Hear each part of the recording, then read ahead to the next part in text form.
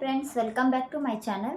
ಇವತ್ತಿನ ವಿಡಿಯೋದಲ್ಲಿ 1ರಿಂದ 3 ತಿಂಗಳ ಪ್ರೆಗ್ನೆನ್ಸಿ ಗರ್ಭಿಣಿಯರು ಯಾವ್ಯಾವ ಮುನ್ನೆಚ್ಚರಿಕೆ ಕ್ರಮಗಳನ್ನು ತೆಗೆದುಕೊಳ್ಬೇಕು, ಹಾಗೆ ಏನೇನೆಲ್ಲ ತಿನ್ನಬೇಕು, ಏನೇನೆಲ್ಲ ತಿನ್ನಬಾರ್ದು, ಹಾಗೆ ಯಾವ ಕಂಡೀಷನಲ್ಲಿ ನಾವು ಡಾಕ್ಟ್ರನ್ನ ಮೀಟ್ ಮಾಡಬೇಕು ಅಂತ ಈ ವಿಡಿಯೋದಲ್ಲಿ ಫುಲ್ಲಾಗಿ 1ರಿಂದ 3 ತಿಂಗಳ ಗರ್ಭಿಣಿಯರು ಏನೇನೆಲ್ಲ ಆರೈಕೆಗಳನ್ನು ಮಾಡ್ಕೋಬೇಕಂತ ಹೇಳ್ತೀನಿ. ಅದಕ್ಕೂ ಮೊದಲು ನನ್ನ ಚಾನಲ್ನ ಯಾರಾದರೂ ಸಬ್ಸ್ಕ್ರೈಬ್ ಮಾಡಿಲ್ಲ ಅಂದರೆ ಸಬ್ಸ್ಕ್ರೈಬ್ ಮಾಡ್ಕೊಂಡು ನೋಡಿ, ಹಾಗೆ ವಿಡಿಯೋನ ಕೊನೆವರೆಗೂ ನೋಡಿ, ನಿಮಗೆ ಅರ್ಥ ಆಗುತ್ತೆ.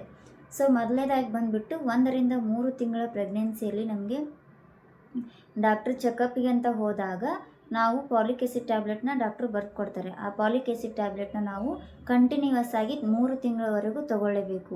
ಇದರಿಂದ ಏನು ಉಪಯೋಗ ಅಂತಂದರೆ ನಮ್ಮ ಮಗುವಿನ ಬ್ರೈನ್ ಮತ್ತು ನರಗಳ ಡೆವಲಪ್ಮೆಂಟ್ಗೆ ಇದು ತುಂಬ ಪಾಲಿಕ್ ಆ್ಯಸಿಡ್ ತುಂಬ ಉಪಯುಕ್ತವಾದದ್ದು. ಸೊ ಹಾಗಾಗಿ ಈ 3 ತಿಂಗಳ ಒಳಗಡೆ ಇದನ್ನು ಯಾವತ್ತೂ ಸ್ಕಿಪ್ ಮಾಡೋಕ್ಕೆ ಹೋಗಬೇಡಿ. ಪಾಲಿಕ್ ಆ್ಯಸಿಡ್ ಟ್ಯಾಬ್ಲೆಟ್ನ ಯಾವತ್ತೂ ಸ್ಕಿಪ್ ಮಾಡೋಕ್ಕೆ ಹೋಗಬೇಡಿ.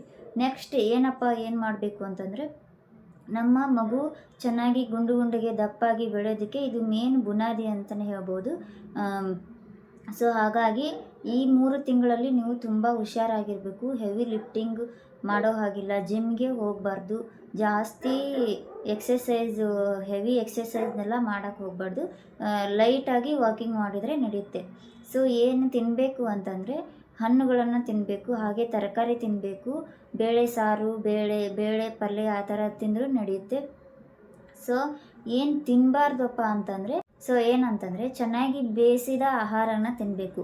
ಅರ್ಧಂಬರ್ಧ ಬೇಯಿಸ್ಬಿಟ್ಟು, ಇದು ಮಾಂಸ ಅಲ್ಲ, ಚಿಕನ್ನು ಆ ಥರ ತಿಂತೀವಲ್ಲ, ಅರ್ಧಂಬರ್ಧ ಬೇಯಿಸ್ಬಿಟ್ಟು ಅದನ್ನು ತಿನ್ನೋಕ್ಕೂ ಹೋಗಬಾರ್ದು. ಸೊ ಈ ಟೈಮಲ್ಲಿ ನಿಮಗೆ ಏನಂತಂದರೆ ಹೊಟ್ಟೆ ನೋವು ಬರುವಂಥ ಚಾನ್ಸಸ್ ಇರುತ್ತೆ, ಅಬಾರ್ಷನ್ ಆಗುವಂಥ ಚಾನ್ಸಸ್ ಇರುತ್ತೆ. ಹಾಗೆ ಇನ್ನೊಂದು ಏನು ಮಾಡಬಾರ್ದು ಅಂತಂದರೆ, ನಾವು ಯಾವುದೇ ತರಕಾರಿ ತಗೊಳ್ಳುವಾಗ, ಹಣ್ಣುಗಳನ್ನು ತಿನ್ನುವಾಗ ಚೆನ್ನಾಗಿ ವಾಶ್ ಮಾಡಿ ತಿನ್ನಿ. ಮತ್ತು ಇನ್ನೊಂದು ಏನು ತಿನ್ನಬಾರ್ದು ಅಂತಂದರೆ, ಕುಡಿಬಾರ್ದು ಅಂತಂದರೆ, ಕಫೇನ್ ಅಂಶ ಇರುವಂತಹ ಟೀ ಮತ್ತು ಕಾಫಿನ ಕಂಪ್ಲೀಟಾಗಿ ಬಿಟ್ಬಿಡಿ. ಯಾವಾಗಾದ್ರೂ ಸ್ವಲ್ಪ ಕುಡಿಬೇಕು ಅನಿಸಿದರೆ ಅಷ್ಟೇ ಕುಡೀರಿ. ಡೈಲಿ ನೀವು ಕಫೇನ್ ಅಂಶ ಇರೋದ್ರಿಂದ ನಮ್ಮ ಹೊಟ್ಟೆಯಲ್ಲಿರ್ತಕ್ಕಂಥ ಮಗುವಿಗೆ ಬ್ರೈನ್ ಡಿಸ್ಟರ್ಬೆನ್ಸ್ ಆಗುವಂಥ ಚಾನ್ಸಸ್ ಇರುತ್ತೆ. ಟೀ ಕಾಫಿನ ಜಾಸ್ತಿ ಕುಡಿಯೋಕ್ಕೆ ಹೋಗಬೇಡಿ. ಸೊ ಇನ್ನೊಂದು ಏನು ಅಂತಂದರೆ, ಈ ಟೈಮಲ್ಲಿ ಸುಸ್ತು ಜಾಸ್ತಿ ಇರುತ್ತೆ. 1ರಿಂದ 3 ತಿಂಗಳ ಥ್ರೂಔಟ್ ಪ್ರೆಗ್ನೆನ್ಸಿ ಸುಸ್ತಿರುತ್ತೆ. ಬಟ್ ಈ 3 ತಿಂಗಳ ಒಳಗಡೆ ಜಾಸ್ತಿ ಸುಸ್ತಿರೋದ್ರಿಂದ ನೀವು ಸ್ಲೀಪ್ ಅಂದರೆ ನಿದ್ದೆನ ಜಾಸ್ತಿ ಮಾಡಬೇಕಾಗುತ್ತೆ. ಹಾಗೆ ರೆಸ್ಟ್ ಮಾಡಬೇಕಾಗುತ್ತೆ. ಯಾವುದೇ ಥರ ಮನೆ ಕೆಲಸನ ಜಾಸ್ತಿ ಮಾಡೋಕ್ಕೆ ಹೋಗಬೇಡಿ. ಕೂತ್ಕೊಂಡೆಲ್ಲ ಒರೆಸೋದು, ಹೆವಿ ಲಿಫ್ಟ್ ಕೊಡ ಹೊತ್ಕೊಂಡು ಬರೋದು, ಆ ಥರ ಯಾವುದೂ ಮಾಡಬೇಡಿ. ಮೆಟ್ಲು ಹತ್ತಕ್ಕೆ ಹೋಗಬೇಡಿ. ಈ 3 ತಿಂಗಳಲ್ಲಿ ತುಂಬ ಹುಷಾರಾಗಿರಬೇಕು. ಹಾಗೆ ಇನ್ನೊಂದು ಏನಪ್ಪ ಅಂತಂದರೆ, ಜಾಸ್ತಿ ನೀರನ್ನು ಕುಡಿಬೇಕು. ಯಾಕಂತಂದರೆ ನಿಮಗೆ ಈ ಟೈಮಲ್ಲಿ ವಾಮಿಟ್ ಜಾಸ್ತಿ ಆಗಿರೋದ್ರಿಂದ ನೀವು ಪದೇ ವಾಮಿಟ್ ಮಾಡ್ಕೊಂಡಾಗೆಲ್ಲ ನಮ್ಮ ದೇಹದಲ್ಲಿ ನೀರಿನ ಅಂಶ ಕಡಿಮೆ ಆಗಿ ಡಿಹೈಡ್ರೇಷನ್ ಆಗುವಂಥ ಚಾನ್ಸಸ್ ಇರುತ್ತೆ.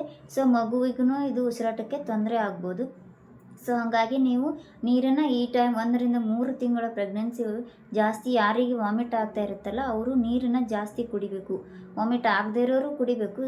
ಇವರಿಗೆ ಸ್ವಲ್ಪ ಎಳನೀರು ಮತ್ತು ಫ್ರೆಶ್ ಫ್ರೂಟ್ಸ್ ಜ್ಯೂಸ್ ಸಿಗುತ್ತಲ್ಲ, ಅದನ್ನು ಪದೇ ನೀವು ಕುಡಿತಾ ಇರಬೇಕು. ಜಾಸ್ತಿ ಏನಾದರೂ ವಾಮಿಟಿಂಗ್ ಆಗ್ತಾ ಇತ್ತು ಅಂತಂದರೆ ಒಂದ್ಸಲ ನೀವು ಡಾಕ್ಟ್ರನ್ನ ಕನ್ಸಲ್ಟ್ ಮಾಡಿ ಟ್ಯಾಬ್ಲೆಟ್ನ ತೊಗೋಬೇಕು.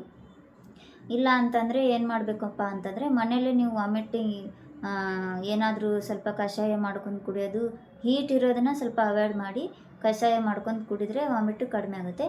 ಸೊ ನೀವು ಊಟನ ಯಾವ ಥರ ಮಾಡಬೇಕಪ್ಪ ಅಂತಂದರೆ, ಎಲ್ಲನೂ ಒಂದೇ ಸಲ ತಿನ್ನೋ ಹಾಗಿಲ್ಲ. ಸ್ವಲ್ಪ ಬಿಟ್ಟು 2 ತಾಸಿಗೆ ಒಂದ್ಸರಿ, 3 ತಾಸಿಗೆ ಒಂದ್ಸರಿ ತಿನ್ನಬೇಕು. ಹಾಗೆ ಈ ಟೈಮಲ್ಲಿ ಉಪವಾಸ ಇರೋಕ್ಕೆ ಹೋಗಬಾರ್ದು. ಪ್ರೆಗ್ನೆನ್ಸಿ ಟೈಮಲ್ಲಿ ಹೊಟ್ಟೆನ ಯಾವತ್ತೂ ಖಾಲಿಯಾಗಿ ಬಿಡೋಕ್ಕೆ ಹೋಗಬೇಡಿ. ಸ್ವಲ್ಪ ಅವಾಗೆ ತಿನ್ತಾ ಇರಬೇಕು.